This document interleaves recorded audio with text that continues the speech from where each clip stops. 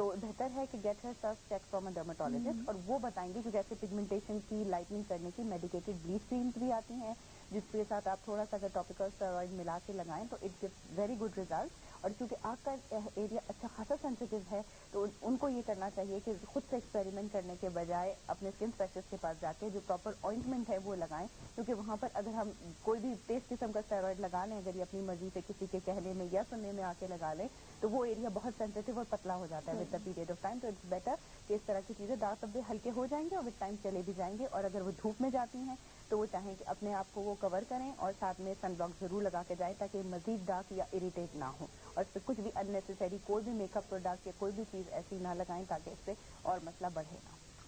اچھا, تو پھر coming back to the original topic, تو میں سیلیسائلک ایسڈ کا ذکر کر رہی تھی کہ یہ چیزیں کافی فیس واشز میں ہوتی ہے, کافی قسم کی آئنٹمنٹس میں ہوتی ہے, تو it's better to avoid it کیونکہ پریگنینسی کے اندر تھوڑا سا سیلیسائلک ایسڈ سے تھوڑا سا اریٹیشن ہوتا ہے, اور ایٹ دا سیم ٹائم اس کا بہت زیادہ استعمال ریسرچز بتاتی ہیں کہ کچھ حد تک سیف بھی نہیں ہے. ریٹینوئڈ کی میں نے بات بتائی, آبویسلی اورلی تو بالکل ہی منع ہے, اور اگر آپ اورلی اس پہ تھے اور آپ پریگننٹ ہو گئے ہیں تو بہتر ہے کہ وہ اس کی ڈاکٹر سے وہ آپ کنسلٹ کریں کہ اس میں ٹرمینیشن تک کا ہوتا ہے, کیونکہ اچھا خاصی نقصان دہ ہو جاتی ہے.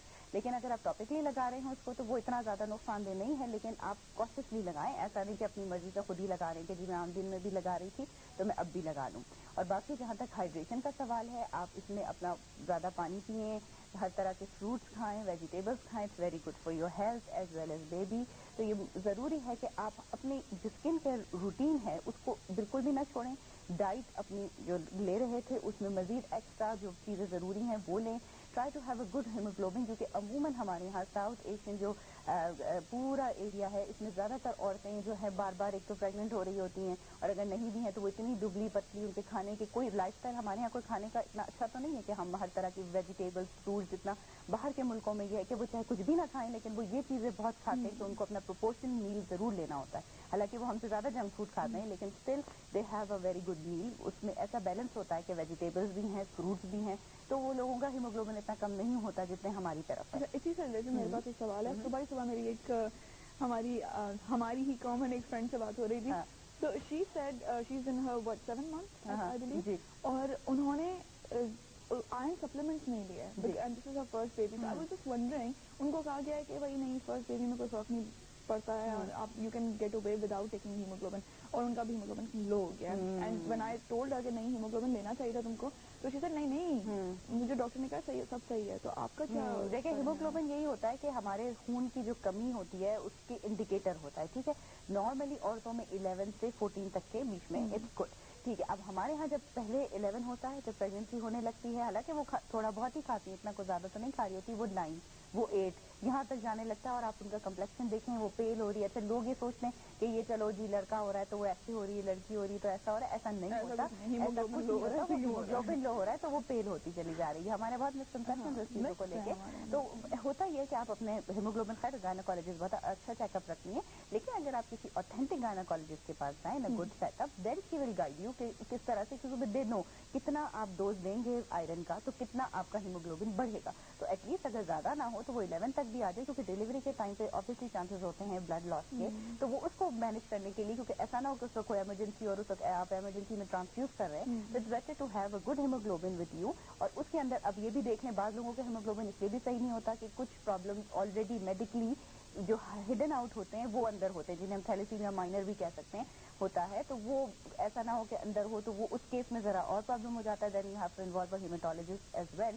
لیکن آئیڈیلی جو عورتوں میں ہمارے یہاں کمی ہوتی ہے خوراک سے, وہ چیزیں جو بلڈ بنا رہی ہوتی ہے ہم ان پہ توجہ نہیں دے رہے ہوتے, تو وہ چیزوں کا لینا ضروری ہے. اور آپ اس تک اس کو بلڈ اپ کریں, بوسٹ اپ کریں till the time of delivery, and it's very necessary to have a good haemoglobin just for the safety of mother and the child. Thank you very much doctor صاحبہ.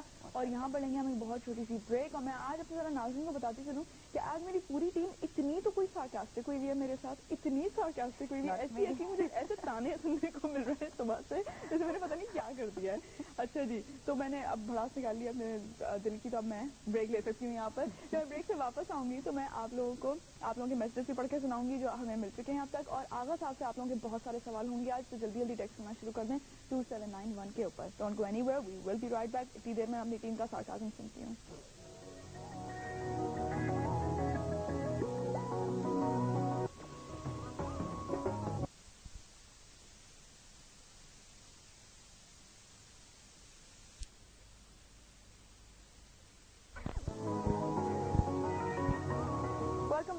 ہمارا segment اچھی طرح بہتر زندگی جس میں آج موجود ہے ڈاکٹر نازیہ اشرف. اس سے پہلے کہ ہم ان سے بات کرنی شروع کریں جلدی سے آپ کے طرف سے میسیج شامل کر لیتے ہیں. ہمیں حمید شاہین نے میسج کیا, بہت اچھا میسج کیا. ان کا کہنا ہے always ask God to give you what you deserve, not what you desire. Your desires may be few, but you deserve a lot. Good morning Sanal ji, have a good day. Thank you very much شاہین.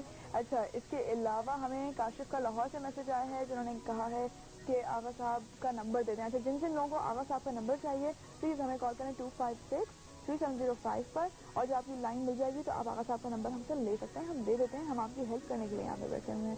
کیسی ہیں آغا صاحبہ؟ میں بالکل ٹھیک ہوں, آپ کیسی ہیں؟ بس جی چل رہا ہے کام. اچھا جی, تو مجھے پہلے گیٹ ویل سن کے رشتہ کرنا ہے. ہاں بالکل, گیٹ ویل سن جی. اچھا, اب یہ بتائیں کہ آج ہم کیا بات کریں؟ آج ہم بات کر رہے ہیں ہیئر کیئر کے اوپر. جنرلی کوئی بھی اگر کوئریز ہیں لوگوں کی تو وہ, اور جو مجھے آلریڈی آ چکی ہیں ان کے اوپر تھوڑی تھوڑی ڈسکشن کر لیتے ہیں. سب سے پہلے میری کوئری ہوگی. ہاں جی, میرا سب سے پہلا پرابلم. بتائیے. اچھا, اگر آپ لوگوں کو بالوں سے ریلیٹڈ کوئی سوال ہے یا آپ کو کچھ مسئلہ ہو رہا ہے جو آپ کی سمجھ نہیں آ رہا ہے, جیسے کس طرح ڈیل کریں, یہاں بیٹھی ہیں ڈاکٹر صاحبہ, آپ ان کو کال کر کے ان سے کانٹیکٹ کر سکتے ہیں 256-3705 کے اوپر. اس کے علاوہ 2791 ٹیکسٹ کرنے کے لیے پاکستانی ناظرین ہم سے اپنے سوالات پوچھ سکتے ہیں. ہم ابھی کے ابھی ڈاکٹر صاحبہ سے پوچھیں گے کیا خیال ہے. اچھا ڈاکٹر صاحبہ, سردیوں کے دوران ایک بہت میجر ایشو آتا ہے جو مجھے پرسنلی فیس کرنا پڑتا ہے, وہ یہ کہ آپ کی اسکیلپ جو ہے وہ بے تحاشا ڈرائی ہوتی ہے.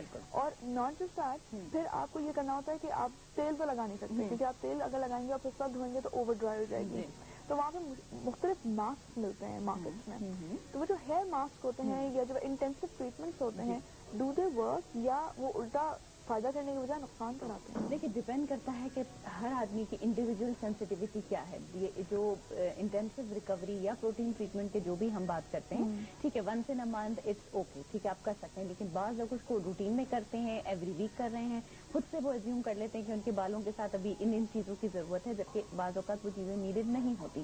تو it's better to consult your beauty therapist. آپ ان کے پاس چلے جائیں جو کہ آلریڈی آپ کو بال دیکھ رہی ہیں, یا اگر آپ کو اور زیادہ کچھ میڈیکل ایشوز آ رہے ہیں تو go to a dermatologist and take a review کہ کیا وجہ ہے, کیوں ہو رہا ہے, ایک اوپینین لے لیں, دین ڈو اٹ. کیونکہ اگر آپ خود سے فیصلے کرتے چلے جاتے ہیں تو اس سے کیا ہوتا ہے کہ اگر آپ نے پہلے کبھی نہیں کرائی یا آپ حد سے زیادہ کراتے ہیں تو اس سے بالوں کی جڑیں کمزور ہوتی چلی جاتی ہیں, کیونکہ اس میں کافی چیزیں ٹرامیٹائز ہو رہی ہوتی ہے. آپ کا فالیکل اگر ایک دفعہ ٹرامیٹائز ہو جائے, اسے چوٹ لگ جائے, تو اس کے بال بنانے کی اور پیدا کرنے کی ٹینڈنسی کافی حد تک کم ہو جاتی ہے. پلس دوسری چیز یہ ہے کہ ہم اپنی ڈائٹ میں ہمارے سیزن کے حساب سے ماڈیفیکیشنز نہیں کرتے جس طرح کے ہمیں کرنی چاہیے. سیم ہمارا ہیئر کیئر تھوڑا سا ڈفرینٹ ہو جاتا ہے in terms of winter summer کے حساب سے, کیونکہ ونٹر کے اندر ہمیں ڈرائنس کا بہت سامنا کرنا پڑتا ہے. نہ صرف یہ کہ باہر جاتے ہیں تو سخت سردی ہوتی ہے, جیسے کافی پاکستان کے اور دنیا کے کافی ایسے ملک ہیں جہاں برف ہوتی ہے. جب وہ اندر آتے ہیں تو سینٹرل ہیٹنگ چل رہی ہوتی ہے یا ہیٹر چل رہے ہوتے ہیں, جیسے ہمارے ناردرن ایریاز میں اور بلوچستان وغیرہ کی سائڈ پہ ہی ہو رہا ہوتا ہے. تو جب اندر وہ آتے ہیں تو بھی ڈرائی, باہر جاتے ہیں تو بھی ڈرائی, تو کنٹینیوس ڈرائی اس میں یہ گرمیوں سے کہیں زیادہ یہ موسم ڈفرینٹ ہوتا ہے. تو اس کے اندر ان کو یہ کرنا چاہیے کہ تھوڑا سا پانی اگر اس کے اوپر اسپرے کر لیں اپنے بالوں کے اوپر تو اس سے کافی فرق پڑ جاتا ہے اور آپ کو ایک اچھی سی شائن آتی ہے. اور زیادہ حد سے زیادہ گرم پانی سے بال دھونے سے ان کی نیچرل شائن متاثر ہوتی ہے. تو یہ ریسرچرز نے ثابت کیا ہے کہ ذرا ہلکے ٹھنڈے پانی سے, یعنی یہ نہیں کہ ٹھنڈا پانی تو آپ نہیں استعمال کر سکتے, لیکن